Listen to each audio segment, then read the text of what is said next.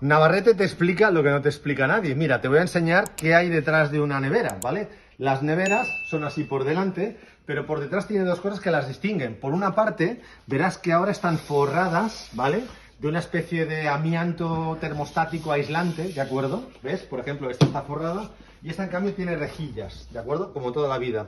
Y luego abajo tienen el compresor. Entonces aprovecho para explicar dos cosas. Navarrete, ¿dónde va el agua que cae de la nevera? Entonces el agua se recoge en esta especie de gorrito y con el calor del compresor la calienta y la evapora, por ejemplo, ¿vale? Luego, si limpias esto de vez en cuando, aquí se va llenando de microorganismos porque siempre hay humedad y no la sacamos. Por tanto, límpialo, intenta desinfectarlo, ¿vale? Luego, las que van apantalladas con el aislante se suelen calentar por los laterales porque las resistencias, o sea, el frío, sube por los laterales y digamos, da una sensación de calentura en los laterales, ¿vale?